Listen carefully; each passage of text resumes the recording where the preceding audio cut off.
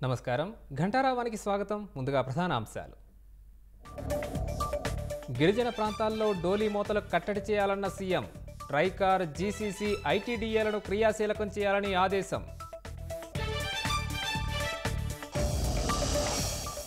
మద్యం సీసాల hologram స్టిక్కర్ల టెండర్లలో golmaal YCP పాలనలో నిబంధనల ఉల్లంఘనలు జరిగినట్లు గుర్తింపు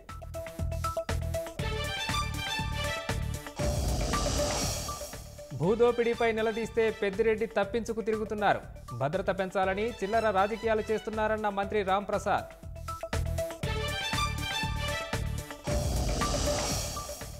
లంక గ్రామాల్ని వెంటాడుతున్న వరద కష్టాలు అరటి బొప్పాయి పంటలు కుళ్లిపోతున్నాయని రైతుల ఆవేదన